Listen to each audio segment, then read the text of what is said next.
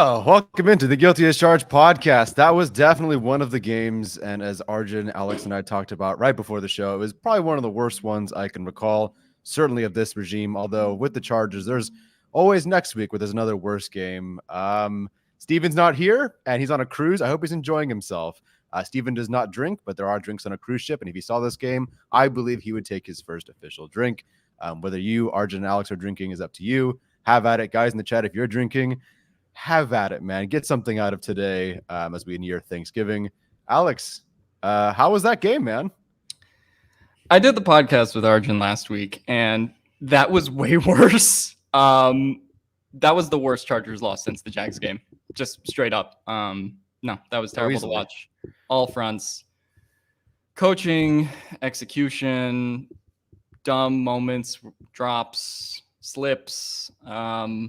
I don't know. And it's just, again, why this team, they came into this game one game out of a playoff spot, technically. And it's just why it was always hard to take them seriously as a playoff contender, because this stuff just always keeps happening. It's the lack of execution. And no, that was heartbreaking.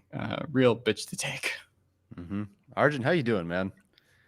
I'm actually doing fine. Like I've been ready for this. Like I think I've picked against the Chargers every single week. I did too. Like the past 5 weeks. It's just a standard recurring theme. And honestly, to Alex's point, I think this was the worst loss in the Staley tenure, in my opinion. I think the only one that can really rival it was the Raiders game in 2021 to make the playoffs. Where it really did feel like Herbert put the team on his back in that game, especially in the fourth, and then defense let them down. And I know it only says they put up 23 points. Again, they haven't scored 20 points in 7 weeks. Jordan Love hasn't thrown for 300, or the Packers haven't had a 300-yard passer since 2021. And again, Jordan Love looked like a top 10 quarterback in this game. I think everything that Herbert couldn't control went wrong in this game, and that's the part that really pissed me off. Is this was, I thought, one of his best games. Like, just he was so efficient, pocket manipulation, running the ball, which everyone has wanted him to do. I mean, and he wasn't afraid of contact, and everything, running game, offensive line in the clutch, receivers catching the ball, penalties on defense, and then third and longs. It's just everything went wrong, and I think it's just so hard to watch a quarterback put up a performance like that, where he literally probably had a flawless game outside of that one Stone Smart throw, and they still lost because this defense just can't get a stop in the fourth quarter when they need to. Yeah, let's start with Justin Herbert, because I do want to start with this performance. He was darn near perfect, and this is maybe the most I've seen him be active at the line of scrimmage. There's some games that I've missed this year because I'm at the game, so maybe I can't tell as much when it's not a broadcast angle, but he seemed very involved, more so than usual, at the line of scrimmage, and everything that he was doing worked. Whether it was scrambling, it worked. He put up 333 total yards, had 2 touchdowns. Leaving the fourth quarter, he leads them all the way to the 2-yard line. Eckler fumbles, then they score a passing touchdown the next play, and then Quentin Johnston has that wide open pass, drops it. That would have been at least a game-tying field goal there. That could have even been a touchdown all in itself. I mean, it was so frustrating. And this is the first time that I can remember Herbert being visibly angry at his offense on the field. That spike when they did not get the snap off and they were called for delay of game was as angry as I can remember him. And I felt last week he was pretty angry too. Herbert and Keenan seemed pretty pissed off that they were trailing, and it doesn't really have anything to do with them. But today, when he spiked that football, you could tell he was upset with whoever it was, maybe just the center. And I don't blame him. I don't blame him for everything that he's done from about the mid-second quarter last game all the way through the rest of this game. Everything Herbert had control over, like you said, Arjun, he's basically been perfect. There's really nothing else you could have asked of him. But 3 drops from Keenan, the huge drop from Quentin Johnston, drop from Donald Parham, the fumble at the 2, the defense, everything out of his power went wrong. Everything Herbert could do was nearly flawless. And it's such a shame to watch him both lose and get frustrated. And now probably have another season where they don't make the postseason. I mean, I figured it was going to happen at some point. I didn't think it would be the Green Bay game. Yeah. No, Herbert played perfectly today, and it's a shame. Fans have been begging, hey, Herbert, where we get, like Arjun said, are we going to run? And he runs for 70 yards, more yards than Austin Eckler had. And just on the whole, this was a really perfect passing performance. I even think you can hold a couple things in the Detroit game against him, like the Joseph interception and kind of a sloppy first quarter for him. But this from quarter 1 to quarter 4 was just a perfect performance. The touchdown ball, he just wired in there to Keenan Allen to take the lead, and then the defense immediately giving it back. It's just super unfortunate that they weren't able to come away with this game because truthfully, I mean, you could debate the Minnesota game, the Lions game. I think if you were to just ignore the stats and watch the film, like this might have been his best game of the year. And for them to lose that way because of the defense, because of all of the issues on offense and execution late in the game, it just stinks that they weren't able to come away with that one despite, a heroic effort. And, Daniel Popper had a bit in his article last week where he said, they just keep, losing these historic Herbert games. And he just posted a different Staley quote from a different year, basically. And, it's the same feeling every time. It's the same story every time. And I think that's the really frustrating thing about this loss in particular. You could copy paste every press conference reaction from Herbert and Staley and put it on this one because same shit happened today. Yeah, I wonder how the press conference is going. Usually Alex takes care of those for us. But I think Alex is avoiding them. I can't imagine there's anything different at this point. We're watching the Titanic go down. It took a long time in the movie for the boat to officially go down, and we're just gotta sit here and play the music until it does. So really unfortunate. I guess sticking with the theme of the offense, Artigen, how did you feel about the offense overall? To me, the passing game seemed to be fine outside of the part where you drop passes. But your main concern, I think, throughout the most of the game was the running on first down when it was clearly the least efficient thing they were doing all day. Yeah, I mean, I talked about it in my video, but the Packers are a team you can run on. They're like a bottom 5 rushing defense. And on early downs, so on first and second down, the Chargers had 16 rushes, success rate of 25% on those rushes. Only 4 of those 16 rushes were deemed as successful. And in comparison, when they threw the ball, they had a 47% success rate. And so it's just like, I don't know what's going on. This team can't run the ball. That Eckler run where he got caught from behind. I mean, that was one of the saddest things I think I've ever watched because he had a full head of steam and once he hit that outside edge, like he should have been gone. I feel like old Eck would have been able to take that to the house, but he didn't. And then obviously you get inside the 5-yard line. This is supposed to be Eckler's specialty. And then he just slips, then he fumbles. And it was just a tragedy. I mean, it's tough. Like you don't really need it. Like in games like this, like you saw the Chargers were able to move the ball without running the ball that well. But once you're inside that 5-yard line, man, I mean, it helps so much if you can just run the ball up the gut and pick up those easy yards, which they have been able to do. And today, honestly, that fumble kind of just killed them. So, yeah, I think the run game was bad. Pass protection was bad. You want to guess how many pressures on initial review Zion Johnson gave up today? 7. I don't know. Was it bad? 10. Really? I didn't notice that live, I'll be honest. I think like I did feel like there were a lot of plays where Zion was like kind of scrambling or Herbert was kind of scrambling. He's kind of throwing outside of the pocket. That's honestly probably why he scrambled so much. But I'll give the pressures breakdown real quick and then pass it back. Sure. Zion at 10, Slater allowed 5, Pipkins allowed 4, Sawyer and Clapp allowed 2. Okay, so just for my dumb brain, how many pressures is that total? 23. Jeez.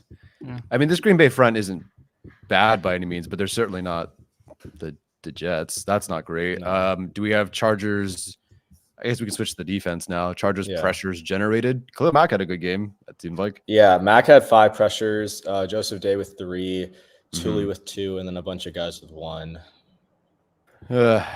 Great.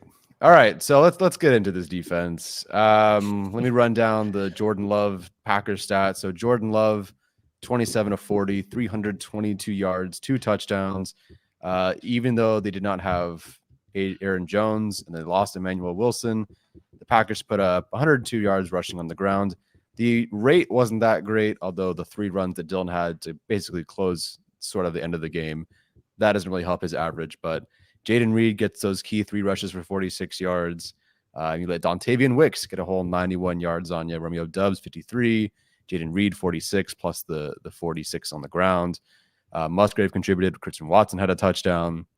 I think the worst of them all, even though we all saw it coming, was the final key drive for the Packers that wasn't running out the clock, where Asante Samuel Jr. got called for pass interference on 3rd and 20, gave the Packers 24 yards. They would eventually score on that one for a touchdown, like 3 plays later. So guys, the defense, did you expect it to be this bad? I didn't. Did I expect it to be this bad? No, actually, I think they found a new low that they were able to climb to today.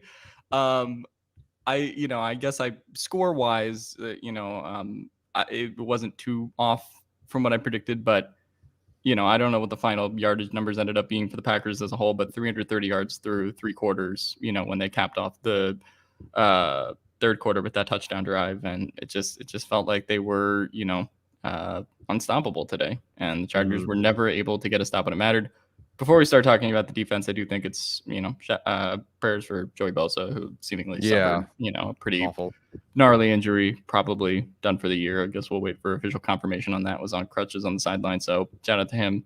But no, the 3rd down defense, man, I don't have the words anymore to really describe just how disjointed the miscommunications that keep happening, and they keep playing the off coverage because they think that it's going to work. And I tweeted during the game, but it's I feel like I could run 5 yards on a 3rd and 5, turn around, catch the ball, and then get killed, on a tackle. And that's just what it's been, in the Chiefs game, we saw it, in the Lions game, we saw it, in this game, we saw it. And, I don't know how you really get better at it, because I think at this point we do have to talk about Michael Davis and Asante Samuel Jr. as liabilities in coverage at this point.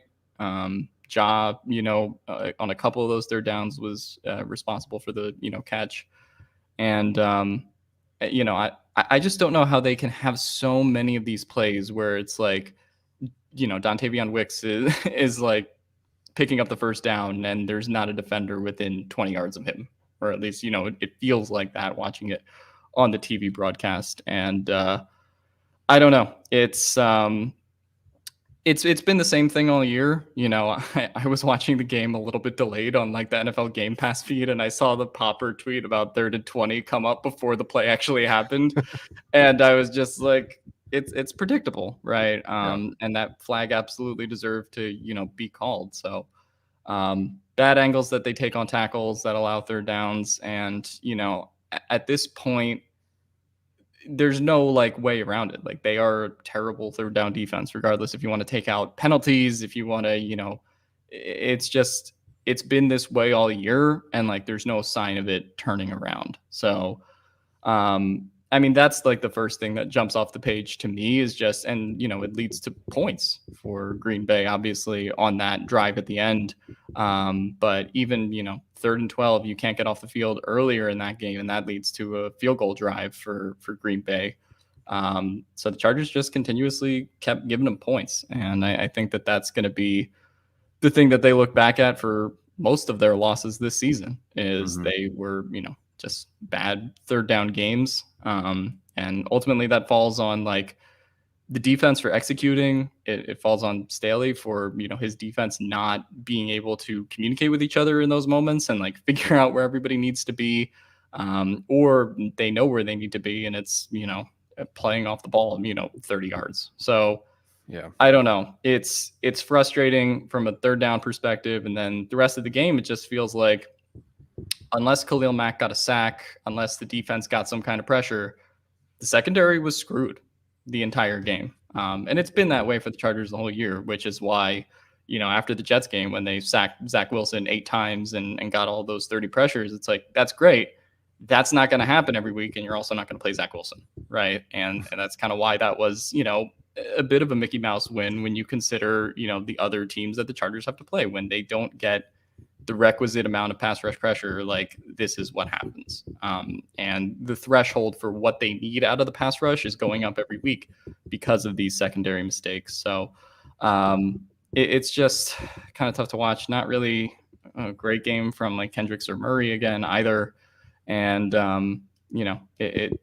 they're not getting what they need out of their defensive line. Now Joey Bosa's hurt, and that's going to make pass rush even harder to generate considering how he was playing.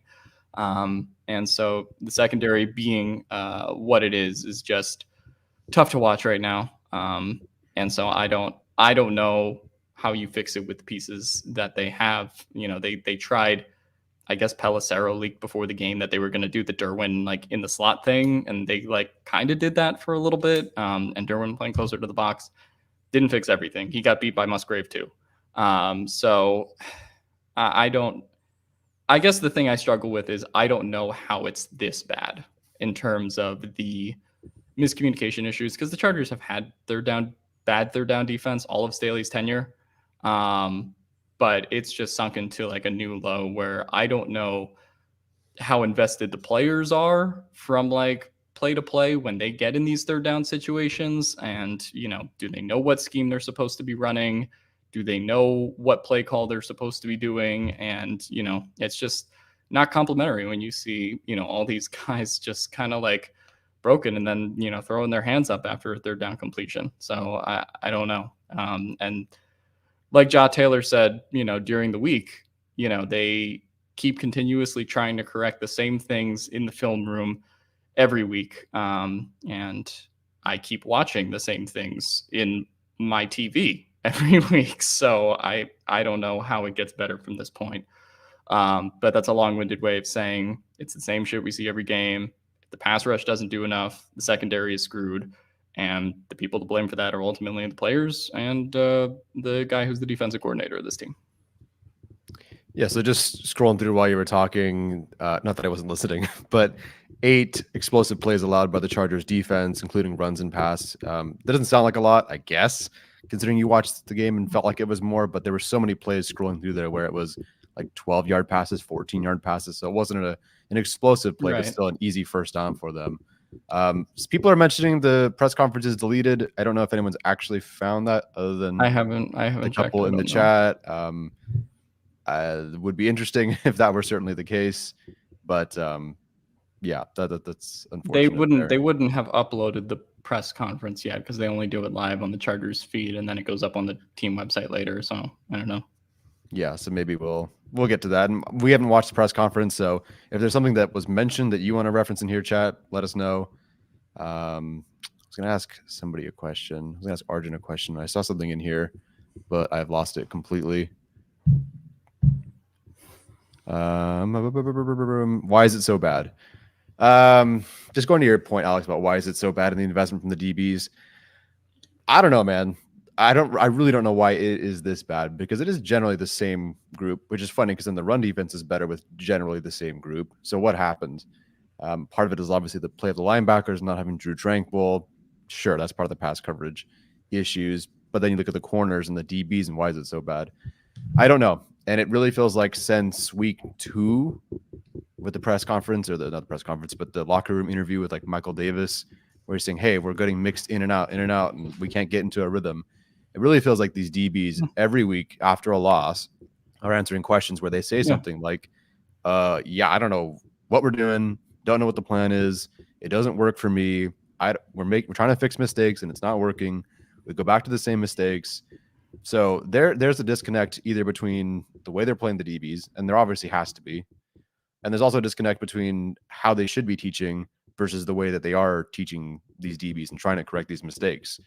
We hear all these buzzwords about, time on task and grit and working harder and studying more. And like, as someone who's a teacher, the bottom ways to get a kid to do better, a student to do better, is to just tell them work harder and, you'll just tough it out. You'll figure it out if we just work at it more. That's not what you do. You have to find different ways to actually help these guys learn if that's the issue. But it's just, sure, it's not the greatest group of DBs clearly at this point, but the scheme's also not working, but the teaching's not working. Whole disaster. And I can't imagine Ronaldo Hill was the glue that kept everything together. It seemed like, if anything, he was like the part of the issue last year, but they're worse now. So maybe I spoke too soon on Ronaldo Hill. It's I do have some press conference quotes. Okay. Apparently, Brandon Staley did say, "I'm not here to talk to the fan base" when asked about play calling, and then apparently said that he will retain play calling duties after Popper asked him about it again. What was the question? I'm not here to talk to the fan base? The question was about whether he thinks he should retain play calling or not.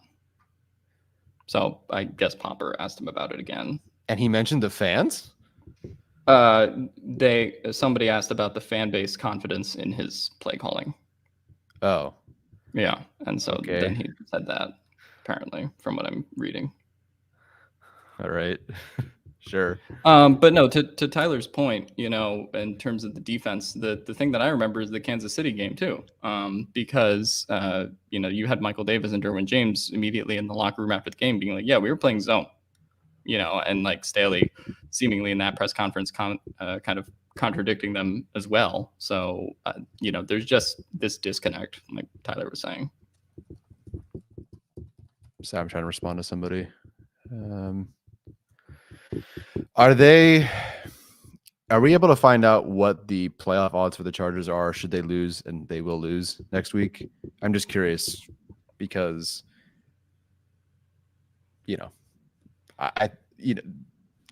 mathematical odds of being eliminated are important. I stopped paying for the New York Times like 3 weeks ago, so I don't. I don't have the upshot on me. I can use our friends at Sumer Sports, like there we go. Simulations. So what is it now? With a loss this week, they're now sitting at 17% to make the playoffs. I'm not sure what that is. I'm not sure what that is like after today. Like looking forward to next week, and I don't know if specifically if this is factoring in Joe Burrow's injury.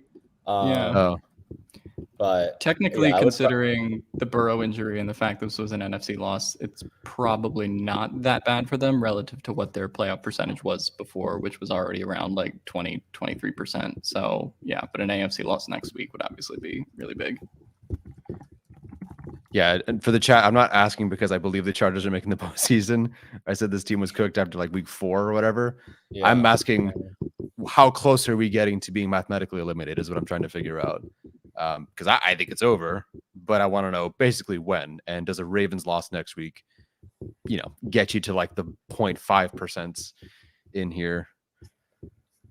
All right. I don't really have any other positive direction to take this. So let's go with one more thing, which is, I said in my tweet, it is not the reason that they lost, literally, but Quentin Johnston has not been it. And it was an issue beforehand of, being wide receiver 4, fine. Getting used to the offense, fine. And then not like, we were like, hey, you should actually target this guy more. Okay.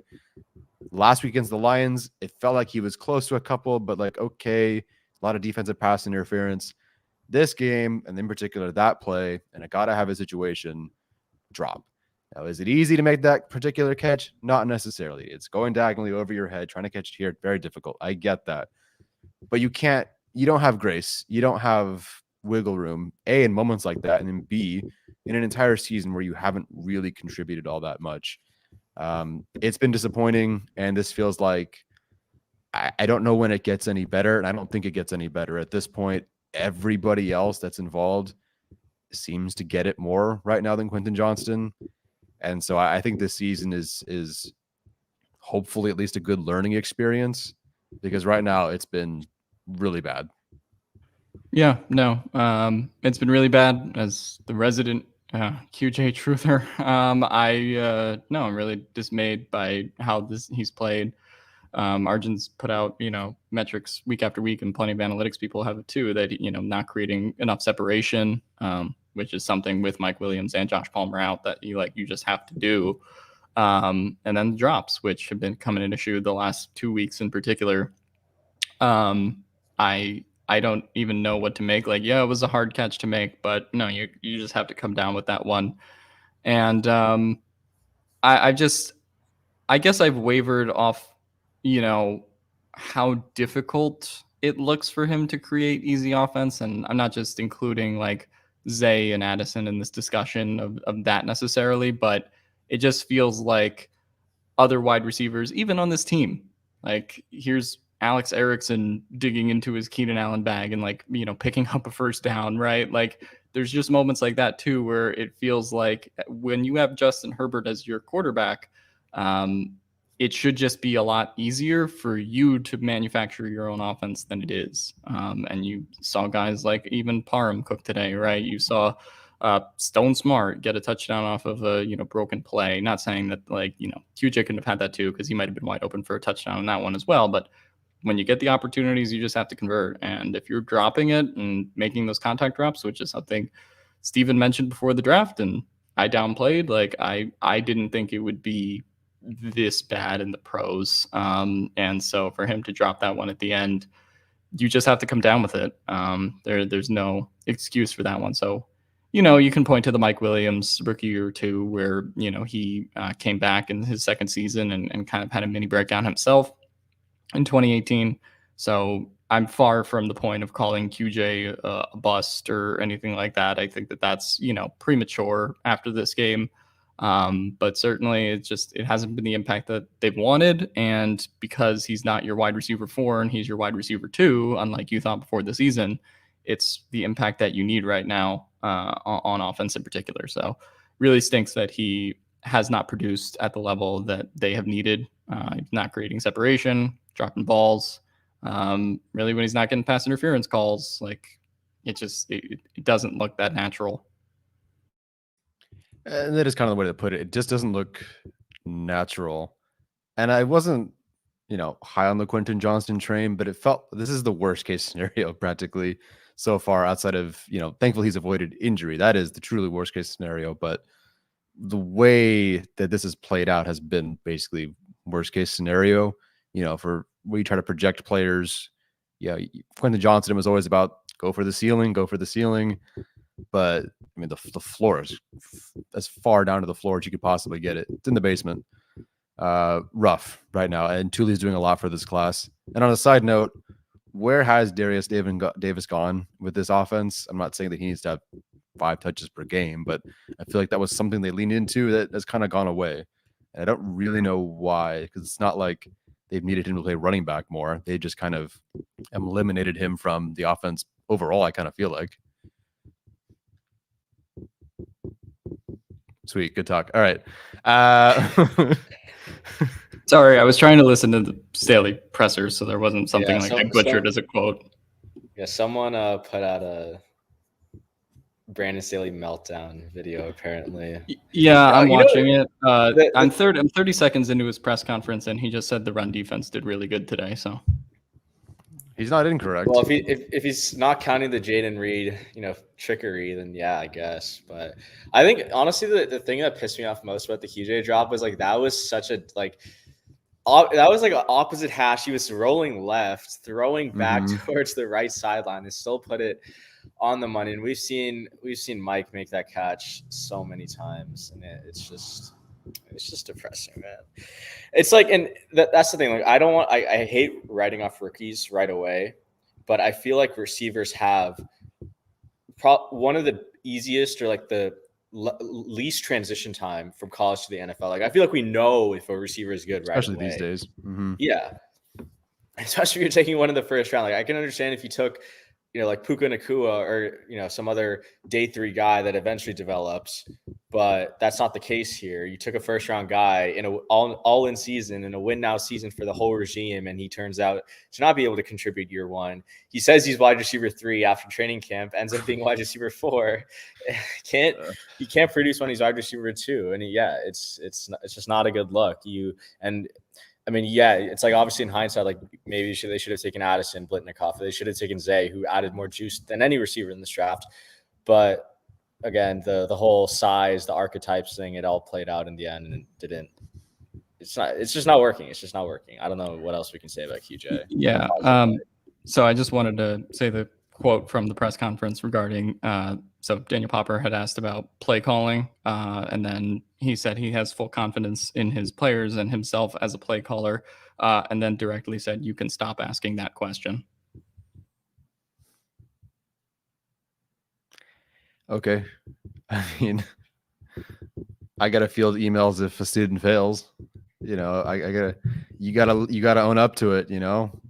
No, you can't stop asking that question. You can't say that there's nothing wrong with the play calling and we believe in the play calling, and then let Jordan Love rip you apart for 320 something yards. Probably what, 350 total with the rushing. Oh, never mind. He had no rushing yards. But the Packers just put up, let's go to team stats here just for this one. 397 total yards. Felt like more. I guess more if you count the penalties. You can stop asking that question. Okay. I guess. I mean, sure. The answer is not going to change, so there's no point in asking the question technically. But you do need to ask the question because it's not working. You can't sit there and say we're not going to change and let Jordan Love shred you. By the way, Lamar Jackson is next, and they look just fine, and Zay Flowers looks just fine. Thankfully, you get Mac Jones to beat up the next week. Are you sure you're gonna be? Are we sure he's gonna beat him up? Mac Jones, like, I know I'm he's not not screaming if they do, man. He's somewhat competent. I'll say that he's not incompetent. He's somewhat competent. So I'm just thinking of. I've thought about this the whole week, and I'm still thinking about it. Like Odell is gonna turn into like 2014 Odell. it's gonna be bad. The yak, like everything. He just had his first 100-yard game since the NFC Championship. That and Zay, people were talking about like missing Mark Andrews. I'm like, against this defense, I don't know if you need Mark Andrews. Like, I don't know. Okay. Well, let's take some super chat questions here because I do see them coming in from our military guy and make the transition. Well, at least we got a good draft spot, I guess. I mean, which DB is it? A couple of people have asked sort of something related to this. I think it's DB, but then what if I don't know, man. You don't take centers in the first round. I don't know what the center class looks like, but that's an issue, obviously. You could argue right tackle is technically an issue. Any corner, any safety. Let's see what they do financially. In theory, you could take another wide receiver, although God help us. Edge. I was kind of 50-50 on that one. Obviously, they have the two that they have. Yeah. That they will have. I think it seems very much likely that if this is a season ender for Joey, this is it. But probably. Yeah, I would think so. I mean, I can't watch this defense and think that you don't go corner. Again, I don't know anything about the draft prospects. I haven't watched college football. So but I just think Michael Davis is going to be gone presumably next year. He's a free agent. Asante has 1 year left. He'll need to be extended or go into an expiring contract year next season. We do not need to talk about extensions. Yeah, Arjun's shaking his head and rightfully so. I think after this game and his tackling this season and the JC Jackson thing obviously blew up in their face. So, I mean, like to me, if I'm the GM, again, I don't know any of the players, but like I don't see how you don't go corner. And they've been to a billion Penn State games, apparently. So, like, to me, if you're looking for some first round pick next year, like that the secondary just has to improve. If you're running it back with, Derwin presumably being back with like Alohi getting re-signed, like the thing that needs to change in the secondary is just obviously the corners. Yeah. And I'm generally fine with an overhaul. Don't need to go get the most expensive guy, but need guys who can play. I'm thinking, I don't know, we'll cross that bridge when we get there. For my mom, awful loss, but thanks, Gag, for the prize picks. So happy you could win again, Mom. I'm so happy for you, at least. That somebody wins today. I went 3-0 in my picks this week, and I hate myself. Yeah. The only good of it is that you took one more spot ahead of me in our pick 'em because you picked the Packers, and I thought you guys were idiots. I'm like, Packers? No way. Like next week, sure, but you guys kept doing that, and the only one me and Arjun were wrong on was the Jets one, I think. Well, actually, Arjun did pick the Bears, but aside from that, but like the Packers one, like I just had a feeling. I don't know. Yeah, I had the Chargers winning by 1, but I certainly didn't think that this would happen. From Rich E, playing 10 yards off on 3rd and 1 is infuriating me. There's no way Staley looks at this was happening and is okay with it when I can sit here at my home and see what's coming. I just want to see an adjustment, but coach believes in how we play. Yeah, I don't get that one, man. And the strange thing is that these corners don't tackle well. This is not the thing that they do well. They don't rally, they don't click and close, they don't tackle well. So I have no answer for you. I really don't. And we need to train our scouts from the Steve Spagnuolo school of evaluating defensive backs. Find DBs that can tackle first and foremost, and then just build your defense from there. Because that is a fun defense to watch, especially with how all their DBs tackle. And then I watched Asante Samuel run straight into a blocker when chasing Jaden Reed across. That was bad. Yeah, that was exemplified today. I sort of feel bad because Zont had some great moments in coverage today, but the two plays, one to Reed and then one on that screen, the wide receiver screen, like controller broken. I mean, it was really bad. I understand if you get there and miss the tackle, but it was a flat out 5 yards the wrong direction. I mean, it was really bad. From Kyle Loomis, why does the defense refuse to make any plays on third down? They gave Green Bay so many chances to stay in this game, just frustrating to watch. Are they in a position to? I don't know. You play that far off, what are you supposed to do? You're going to lose on the speed out every time. I mean, like, they also they don't have the corners to, like, play that far off either, right? You know, in terms of cornerbacks that are able to stay with receivers like that. So, like, they're obviously not being put in positions to succeed. And the way that, like, I keep thinking about it is I read the Athletic piece from, you know, the year Staley was hired in 2021. This was from Robert Mays. And he was basically writing about, like, how offenses would presumably, like, punch back on the Staley defense, right? Like, what are they going to do with those two-man high looks?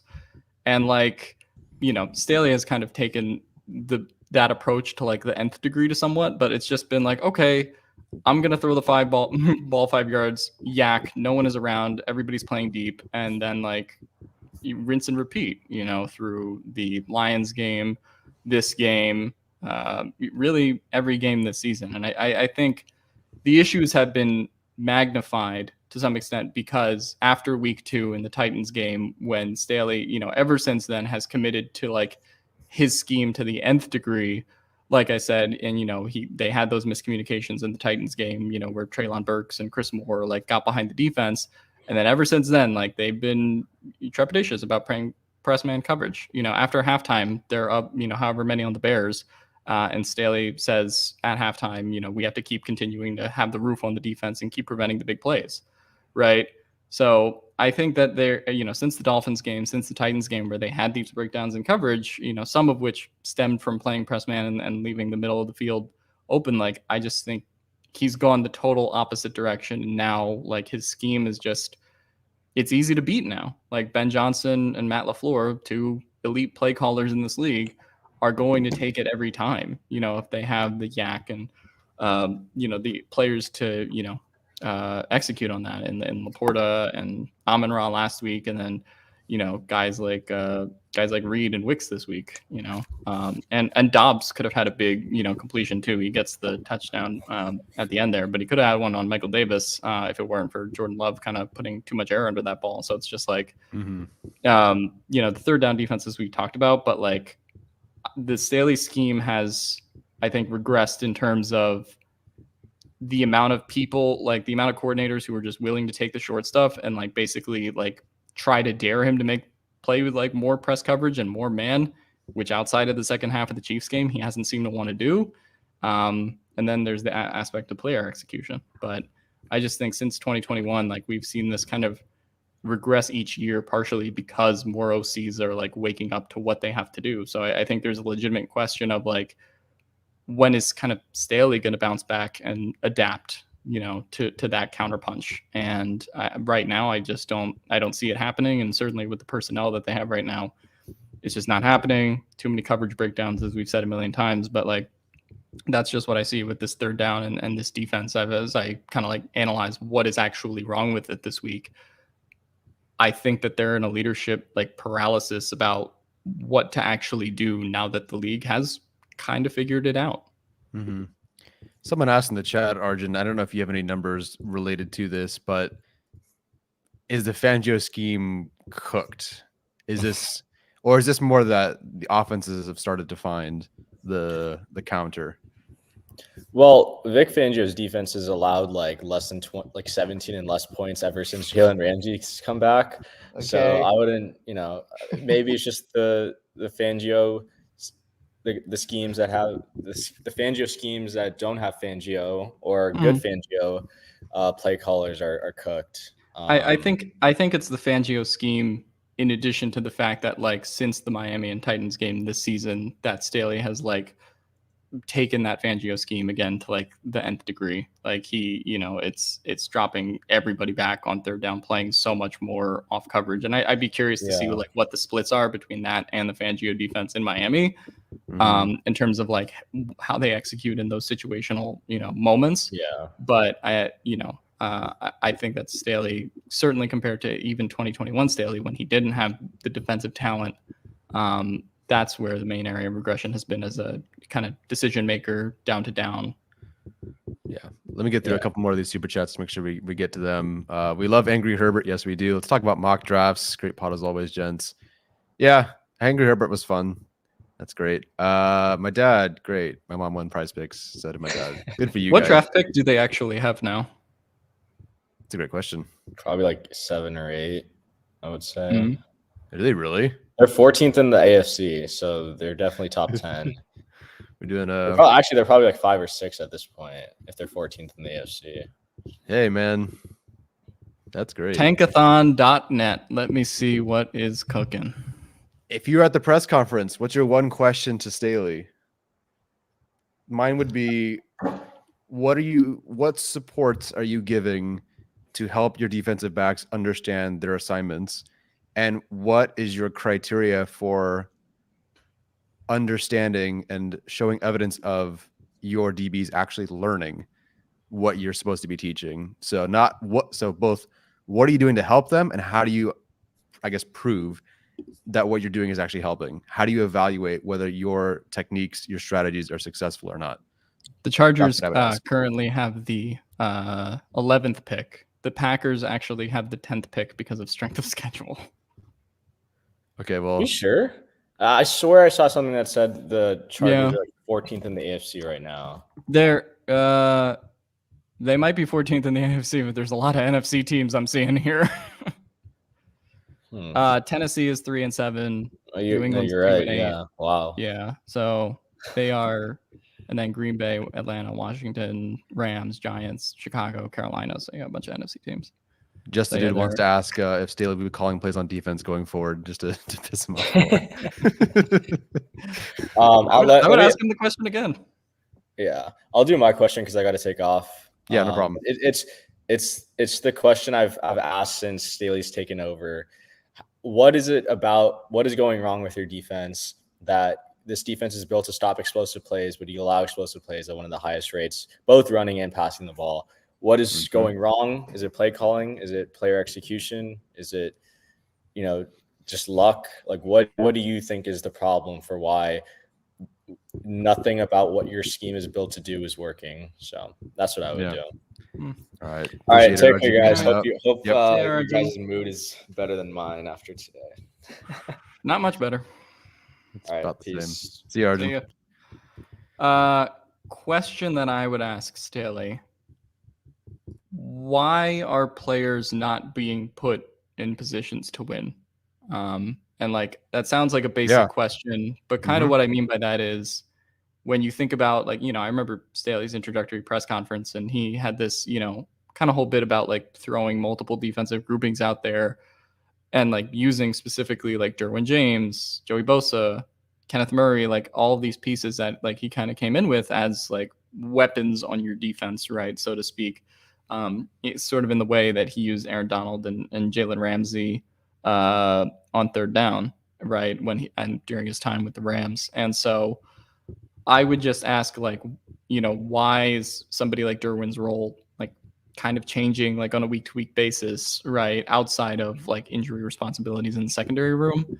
And why is there just not this like balance with the defense in terms of like putting your players in position to make plays? Like that is kind of the main thing. And as bad as Michael Davis and ASJ like I think have been this year, like I think that their performance has been magnified by the fact that they're being put in the positions that they are, in coverage? No, it's a great question. It's the question that we've had since I think week 2. Could argue week 1, but okay, maybe you're feeling things out. Maybe things are different. JC's coming back from his health, but then yeah, worse and worse and worse every week. You really keep asking, why aren't they being put in a position to succeed? Why isn't Michael Davis allowed to do the Michael Davis things, Derwin to do the Derwin things? I don't know if it'll be any better, but it also can't get much worse. But you go out and say that we're not going to change anything, and it's so strange because they talk about how much they're not going to change, but they continue to rotate through different DB rotations and assignments and how far off you're playing. I mean, it must be frustrating for them. They're trying to learn like 3 different defenses throughout the year, and it's gotten progressively worse. And every single game they lose, the DBs come out at the press conference or interviews and say, I don't know what I'm doing. I'm not put in the best position to succeed. We're not fixing our mistakes. I don't get it. But here we go. I mean, here we are, 322 yards to Jordan Love, and it's going to get worse. It's not going to get any better. And now you have less of a pass rush without Joey. So, yeah. I was just going to respond to something someone said in the chat. But yeah, no, I mean, like they just have not had the right intensity on defense, right execution on defense either. And I just don't know what you change. And I think what I wanted to get to was Jason was on the show yesterday, and he sort of talked about like execution from a player and coach level, and the fact that, like, as you're saying, they've learned all these defenses and different responsibilities throughout the year. Like at some point you just have to like not make it this complex, right? Like there is something about the fact that like when it's Dean Marlowe and, on his first game out here that, the secondary looked a little better than it did. I think it was just because, they did simplify the defense like a little bit. People talk about like, oh, why is it better when Derwin's off the field? That's not really the issue, right? Like, I think it's better when they like don't have as much stuff to worry about, right? When everybody was out in the Miami game last year and, they just had to kind of simplify it on the defensive end of the ball. It was one of their best defensive performances. Sort of a similar shorthanded performance against San Francisco last year, right? Yep. And at some point you have to talk about kind of the complexity of this defense when there's continuous missed assignments, continuous situations where like a receiver is, catches a screen and like no one's within 30 yards of him, right? Like there's just all these, breakdowns and moments. So, like if I had a question to Staley, it would just be, again, why are these players not being put in positions to succeed? And then on top of that, like what actually like needs to change in the execution and why is it kind of better when it is more simple? All right. That I think is the big thing for me. Yeah. And I see everyone else's questions here to Staley. It's all frustrating, man. It is really frustrating. And it's year 3, these guys have either been in this system for 2 to 3 years or they're guys that should get it as veterans. And it's just frustrating week after week. Let's keep moving through these super chats because there are a lot of them, and I really appreciate you guys doing this. Have you guys heard about, from Brian, have you heard about the 2020 Staley defense and the quarterbacks he played that year? All makes sense 3 years later. I don't recall then as much, but I do remember like 2021. Oh, sorry, 2020 Staley defense. Oh, the 2020 Staley Rams. Defense. Excuse me. Rams, yeah. Yeah. Sorry. No, but this is kind of my point from last year and then this year was, okay, you can beat up on Nick Foles and the Colts, where Eckler openly laughed the following week that he was going to be starting again. That's Nick Foles and the Colts. Baker Mayfield and the Rams after 2 weeks or whatever it was. You can beat up Tyson Bagent. You can beat up Zach Wilson with no line. Like, it's not even fool's gold at this point, I think, for this defense. It's just you if you believe in them, and this, at least the pass coverage, I should say. I think the front seven has been better. But if you believe in this pass coverage to be what it was in those games where, maybe the Miami game was an outlier, I guess. Shame on you at this point for believing in them. Right. Yeah. Fool me once, shame on me. Fool me twice, and 3, 4, 5 times. Shame on you. Yeah, you're just a Chargers fan. Yeah. So the Staley 2020 defense thing, I don't really remember the quarterbacks they played in the regular season, but I do remember in the article I'm talking about from The Athletic, Kevin Stefanski talked about like the need to just counterpunch on the Staley defense and like figure out the things that, they don't do well, which I sort of mentioned earlier. But Aaron Rodgers, like in that game, in the Packers playoff game against the Rams last year, right? They kind of got the offense cooking by like just throwing like little 4 or 5 yard passes at a time and then allowing like the run game to do its thing. And they ended up having like 200 yards on the ground that game. And then, kind of drew the defense in. And then, a big chunk play happened. But in this case of the Staley defense, they're not even, getting drawn in on defense. They're deciding to play more off as a result to prevent those like explosive chunk plays. Mm-hmm. So I don't know. I wouldn't go as far as to say like the Staley 2020 defense with the Rams was fool's gold, just because we have seen so many teams since attempt to replicate it. Mm-hmm. And Fangio's obviously back himself. So like there is something to that scheme. But I do think, in an NFL where big plays are down, offense is down, explosive plays are down, I think you are seeing downside to trying to prevent the deep ball all the time. Like that, Mm-hmm. that is, I think, what you're seeing here. Yeah. Keep moving through from Jexy. How would each of you split the percentage of blame for the bad season between Tom Telesco, Brandon Staley, and the players for this year? I don't know how I would assign it individually, but I will say that I feel pretty strongly that the majority of the blame does fall on Brandon Staley. One, because of the entire defense, and two, because all that capital and all those moves are very much so decided and driven by him. Yeah. So, and Telesco at this point is the guy who does the things to make it happen. Right. But Staley, pretty clearly, at least in terms of the defense, which is by far the worst unit this year, he's the one calling the shots. Yeah, I mean, Tom Telesco, and people will talk about like draft picks and stuff like that. Like he's absolutely also culpable in like the signings that haven't worked out in terms of JC Jackson and like trades that they've made, signings, whatever. But like all of these moves are Staley, right? Like, and this is what I said at the beginning of the year. Like, they would not have traded for Khalil Mack and signed JC Jackson for the contract they did. Brought in guys like Trey Marshall and Eric Banks off of the waiver wire, brought in Bryce Callahan, like all of these moves in 2021, 2022 to now, like they were all Staley influenced, right? Like they would not have happened if Anthony Lynn or somebody else was the head coach. And so that is why, from a personnel standpoint, yeah, you could go players and Tom Telesco as a bigger part of like that, pie chart of blame. But I do think that Staley, has had considerably more power over the roster than any Chargers coach under the Telesco tenure, including McCoy, including Lynn. He's gotten the chance to kind of have a, blank slate on defense to work off of outside of, Derwin and Bosa and really Kenneth Murray were the guys, Michael Davis also, I guess, who were, here. But ever since then, he's gotten everything he's wanted on defense and it still hasn't come together. And ultimately Brandon Staley was brought here to fix the defense. I know there's the quote about like, oh, I can get Justin Herbert to play the right way. Justin Herbert was fine before Brandon Staley. And, yeah, I think he'll be okay regardless of what happens. But, he was brought here to fix the defense and it's not fixed. And it's embarrassing, 400 plus yards every single game.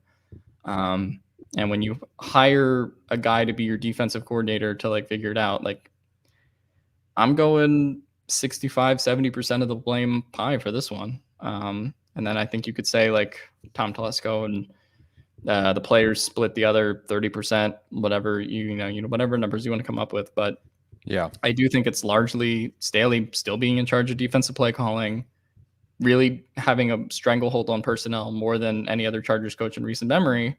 And, kind of just seemingly, having the worst defensive performance that he's had in any of his 3 years here. And they've been, outside of 2022, when I think they were 20th in defense plus special teams EPA per play, as Popper posted this week, were 29th in his first year, and they're, 30 to 32nd, somewhere in between that range this year. So yeah, to me, you hired a defensive guy. He got everything he wanted, and it's his pie to mostly eat. Yeah, Moving through these guys again, we'll get to the other questions from the live chat, and thank you guys again for this. From Ryan Culpepper, we once again saw a bad canine in coverage. Why is Henley's snap count 0 again? I mean, it's a 2 linebacker issue right now, and so really, if Henley's not going to be the green dot guy, so unless they go ahead and try to assign that to one of the DBs, which sounds like an awful thing to do to them right now, K9 will be on the field, and really the conversation should be more about Kendricks, unless Kendricks is the green dot guy, which he has not been. So they're not taking Kendricks off the field. They're not taking him off the field. They're not taking Murray off the field. So Henley, it's kind of at the expense of one thing. I think Henley, even in the preseason, struggled against the run. Things run at him wasn't as great. In coverage, way better. I think it's just whatever the Chargers, their emphasis was run defense. They are better with K9 and Kendricks out there in terms of run defense. But yes, I do believe Henley. I don't know if at some point, because who do you take off the field if you're the Chargers? I mean, we know, but like if you're the Chargers, who are you taking off? The answer is neither of them. They're going to stick with them. Yeah, and like I think they were pretty upfront about what Dion would be coming into this season. Like they said when he was drafted, Ficken came out and was like, yeah, he's a special teams guy for us. Now, whether he should just be a special teams guy is one thing, but he also came into the NFL like pretty light as a converted, safety, like for his size. And so like I don't disagree with their approach in terms of like just letting him play special teams this year, right? And he's been needed in that area as well, and he's actually made a number of good special teams plays, as Daniel Popper showed in his like film review of the Jets game. It's really just that they banked the season on Murray and Kendricks, and Kendricks has fallen off, in terms of what his status is around the league. And, this was the year for Murray, right? In the last year of his deal, as they turned down the 5th-year option. And, I think in fairness to Murray, he has been good in, just solely seeking out the run game, right? And just being a guy who can, go downhill and stop the run, essentially like a point and shoot linebacker in that regard. But that's not what the Chargers spent a first-round pick on, right? No. At the end of the day, in terms of Kenneth Murray's performance. So, to me, it's less of a Henley issue and more that they bet on these 2 linebackers to, fix the second level, and it didn't work. No, it has not. I can't really call this an optimistic question. Cameron, you sent 2 questions, one earlier that I told you to send a different one.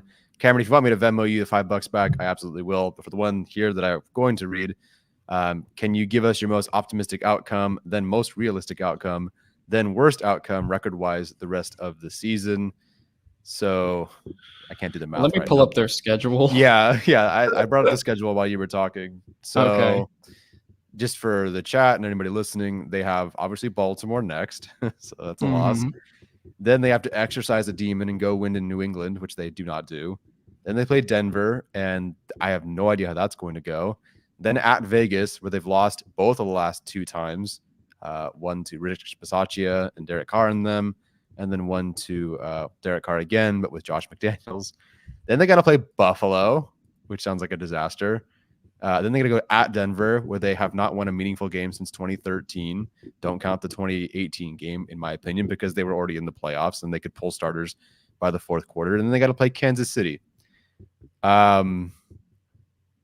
Most optimistic is they win in New England. They beat Denver at home, and then they beat Vegas. I think 3 wins the rest of the way is the most optimistic I can get. Most optimistic I would get, like if you put me in like the what is it, Clockwork Orange, where he's like strapped to the chair and like he's forced to like delete everything from his memory, like if in that situation, 8 wins, why not? Sure. That's about the ceiling, like at this point.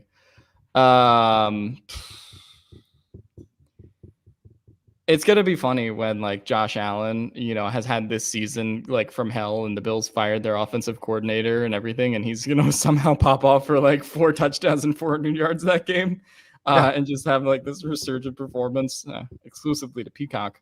I don't know, man. Like, if you really like, you just get like a couple generational like Herbert games like we've gotten this season. Yeah. I think you can get 3 or 4 wins out of their remaining schedule. So that's like on the high end. Mm-hmm. On the lower end, like, yeah, it's easy to see them losing a lot of these like 50-50 games too. Mm-hmm. It's very easy to see them losing to the Ravens, going against Lamar, Odell, and Zay. That doesn't seem like it's going to end well. That's a loss. Patriots, again, trusting them to win on the road in Foxborough, which they don't do. December. Broncos, pick them, I guess. And then Raiders, pick them, I guess. Bills, I don't think they beat the Bills. And then winning at Mile High has been this team's kryptonite forever. So it's like on the lower end of that, like I think like 1 to 2 wins is like legit possible the rest of the way, which stinks to say. So I don't know, like that's kind of my, I would say like low ceiling 6-11, high 8-9. Yeah. There's nothing like you lose to Green Bay. Denver's better than Green Bay, I think. Although Green Bay has been clicking, but Denver has too. You know, we have to be honest about like who this team's beaten too. Yeah, like, and totally. I know you only play who's on your schedule and like all that, but their wins are Zach Wilson Jets, Tyson Badgett Bears, Aiden O'Connell Raiders, and Vikings with Kirk Cousins. Like the Vikings is probably their best win, and it was 2 months ago. So at a certain point, like, yeah, we have to be honest about like what this team ceiling is. And whenever they've gone against a good quarterback, really any offense, and turned Jordan Love into the, you know, second coming of Brett Favre and Aaron Rodgers today, yeah, it hasn't looked good. And so I don't know. I'm losing a lot of the optimism I had. So someone asked last week to me in Argent about can the Chargers still make the playoffs? And I was, you know, even then I was like, but then after today, I don't know. No, you're doomed. You're doomed the rest of the way, and unless Herbert goes nuclear. And unfortunately, the line, it's not like this team is winning or losing, I should say, 35-38 every week. So at least like the offense is something that will always be there. Now Herbert is not the reason they only put up 20 today, but yeah, it's over, man. You know, people are asking, should we look ahead to the draft? Yeah, go ahead and do it. You know, I've sort of felt that way, but they've never been mathematically eliminated. But after today, man, after one of the worst losses, embarrassing losses I can remember, given what it looked like today on the field and how it just feels worse too, because you just knew what they were going to do to lose, like why they would lose. You know, a couple of additional things here and there, like an Eckler slip. But, you know, we kind of figured 3rd and 20. Yeah, we know it's going to happen. So, yeah, man, it's rough. Let's go. One more. How badly from Trevor? How badly do you think Staley wants to punch Popper? Yeah, I don't think Staley will punch Popper, but he's certainly getting frustrated with him specifically. But it's part of Daniel's job. Daniel Popper, I respect him for going up there and saying, hey, you know, and it's not like he's saying you're a terrible play caller. Why do you still have a job? He's just asking, is anything going to change this week? Is anything going to change this week? Will anything change this week? And he keeps saying no, and lo and behold, nothing changes on defense. Yeah, I mean, and like, not to mention, you know, Daniel Popper, like as far as like team reporters like are concerned, he's one of the best people like in the business. And there are football markets out there that would be much harsher on Staley than the media that he has gotten, you know, in Los Angeles and around the Chargers.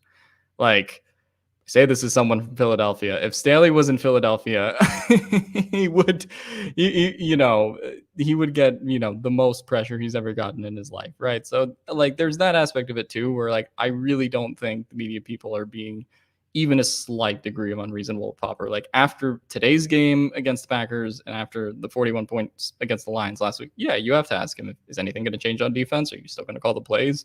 Yeah. No, Daniel Popper, he's amazing. Yeah, and you know, pro tip for Brandon Staley, you have to be able to handle these moments. It is very frustrating. It is very emotional. I get that, but it's now becoming a regular thing where we look for you to make these awkward statements or these not harsh statements, be flustered by the questioning. And so now fans are looking for that, and it just adds more fuel.